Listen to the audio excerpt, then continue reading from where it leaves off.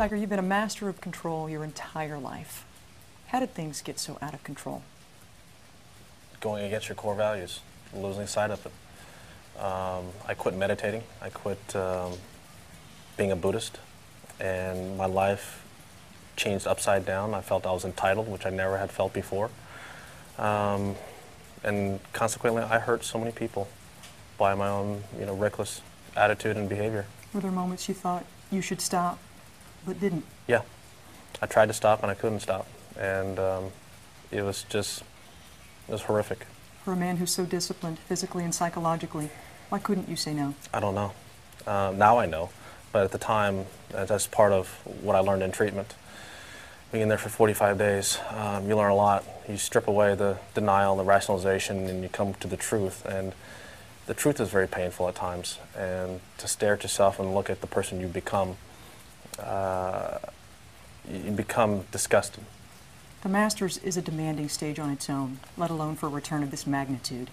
How do you know you're mentally prepared for this? Well, I'm excited to get back and play. I miss the game. I miss playing. I miss competing. I wasn't ready to play in Tavistock or play in Bay Hill, and I expressed that to Joe and as well as Arnold.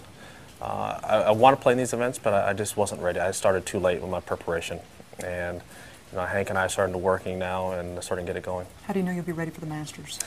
I'm starting to get my feel back. I just hope that I know how to play the golf course, and I think that helps a lot. I just got to play it.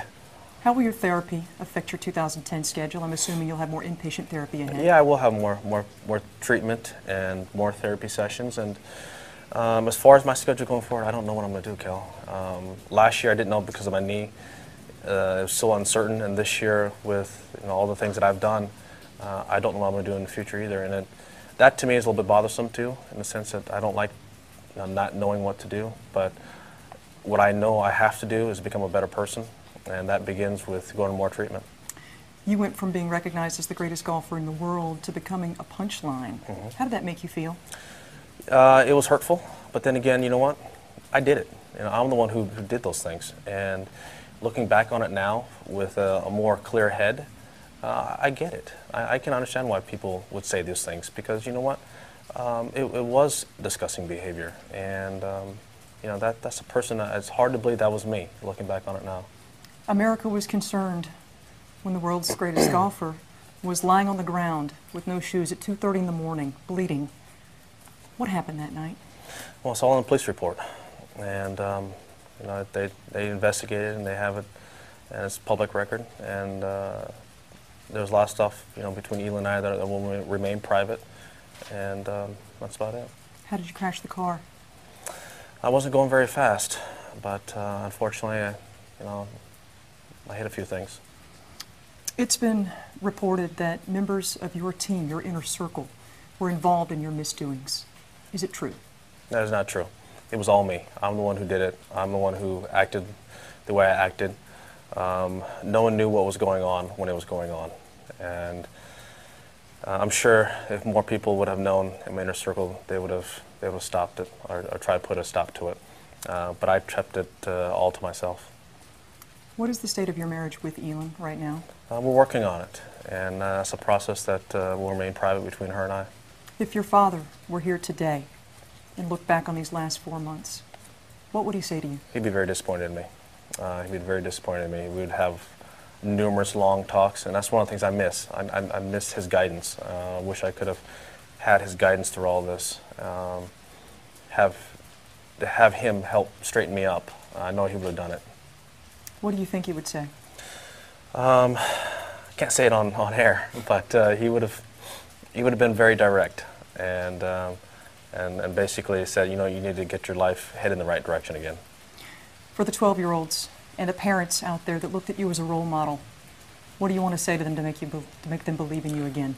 Well, it's going to be over time. It's going to be my actions over time. I'm trying to become a better person each and every day, and the proof in the pudding is over time. And that's what I'm trying to do. I will continue to do that. And how will you explain this to your children one day when they're old enough to understand? Yeah, I will have that sit-down talk, and it won't be just one time. I know that it'll be numerous times, and I take full ownership of it. I did it. No one else did. It was just me, And that's a responsibility I will have.